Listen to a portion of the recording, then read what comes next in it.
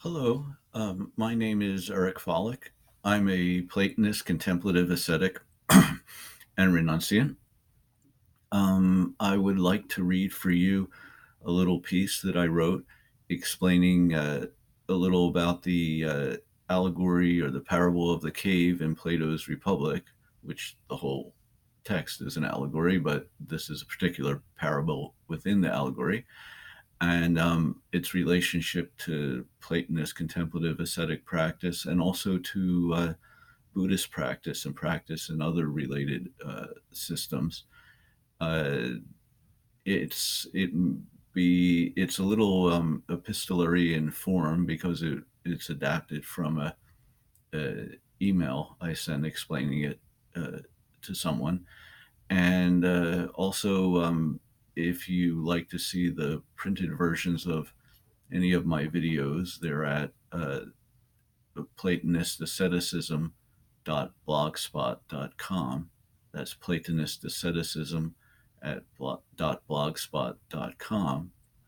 Also, one perhaps uh, thing that should be added to or clarification before we begin is that in this little piece and in this video, when I refer to Buddhist practice, I'm talking about real serious uh, actual Buddhist practice, not the silliness that goes on under the name of Buddhist practice nowadays, and particularly in so called Western Buddhism, where much of the practice has often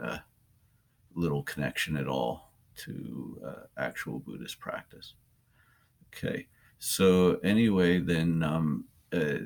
here we go. Okay, an understanding or insight came to me to uh,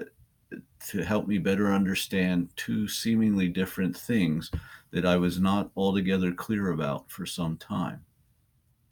The two things are how to understand the fire and the objects being moved along the wall, with the people moving them also talking in the cave, in the parable of the cave in the Republic, and how to understand my Buddhist practice and realization in this and previous births, and my practice and realization in other systems in other previous births, in relation to the path and Platonist practice. I have always found the parable of the cave extremely important and powerful, but never understood the part about the fire and objects in the cave, and the prisoner initially having to look at them and see them as more real than the shadows, with great pain and difficulty, before proceeding to actually move out of the cave.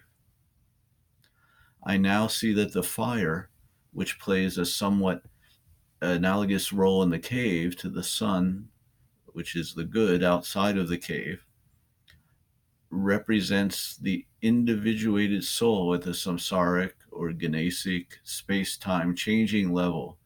the center of experience or consciousness or awareness, the mind and true mind, which at some level at bottom is connected to the one,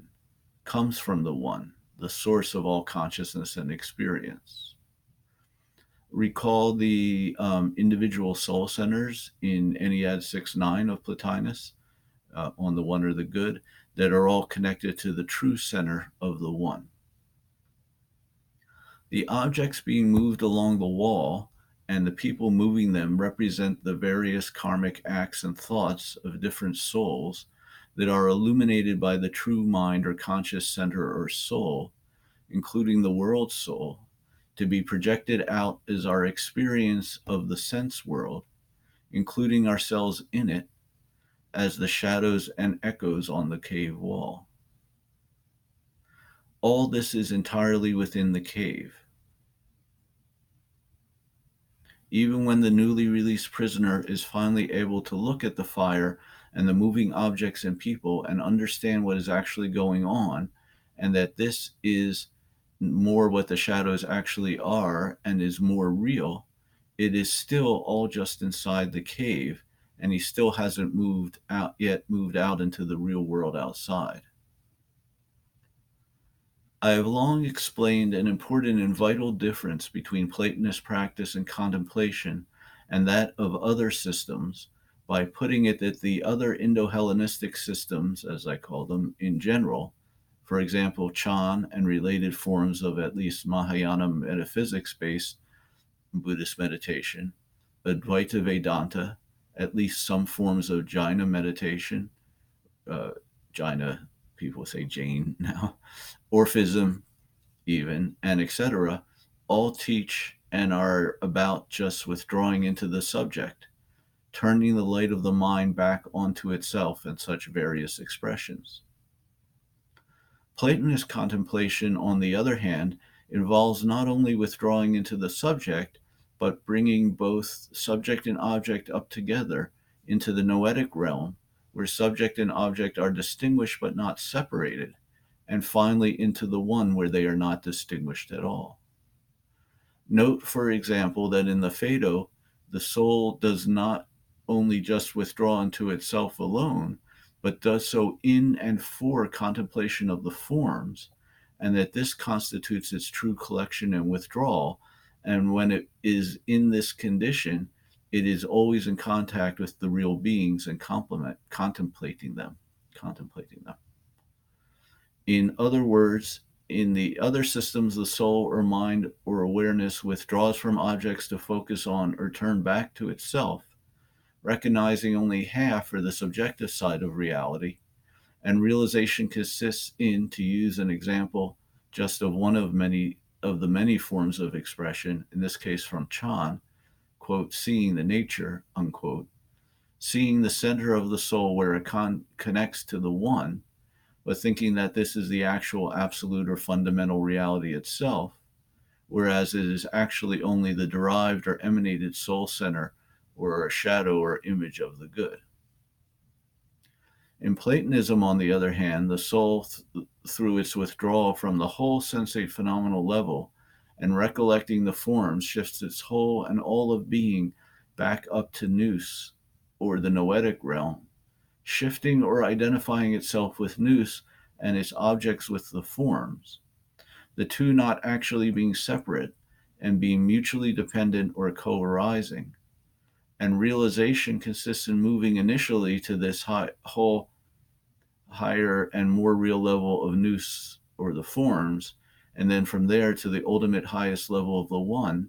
where there is only one and good, and final release is attained. Thus, the practice of the other systems is only turning to look at the fire and the objects and moving people in the cave, and their realization is to be able to finally look straight at the fire and see it and the objects and people clearly. They think that this is the end and release, but it, while certainly a big step compared to the chained prisoners who only know the shadows and echoes and think that they are all there is still just entirely within the cave, and they haven't even left it at all. The practice of Platonism, though preliminarily seeing and understanding the fire and all within the cave, is to actually go out of the cave and see first the images of the objects there and then the things there themselves, and finally to be able to look directly at the sun. And this is its realization and understanding, which is true final release from becoming. When I consider my many years of Buddhist practice and even realization, prior to becoming a Platonist and practicing Platonist contemplation, I have in the past been puzzled how to quite fit it into my present ascesis, my present practice, ascetic contemplative practice, and understanding, especially in terms of realization experiences in the course of Buddhist practice. I now see, however, that all this and even the realizations attained was just turning to look at the fire and the objects casting the shadows and getting to be able to look at them. An important step in the very long journey through thousands of births and lifetimes to release from becoming, but still only within the cave. And it is now time to get on with actual progress towards getting out of the cave altogether, seeing the real things out there in the sun, etc., already actually intermittently begun at some occasions in some previous births, and real ultimate realization and release. I think that this also goes a long way in explaining some of the differences in the other systems and why even what are supposed to be the realized depths and texts of the other systems often seem to be still caught up in and involved with particular relative reality systems and versions thereof. Even if they have seen the fire and the passing objects, they are still in the cave and still admired in the particular configuration of passing objects in their cave, not having seen the true archetypes of the forms, still having known only that set of particulars, not the universals. They are still in their particular hollow in the lower earth, not having popped up at all yet to see the true earth,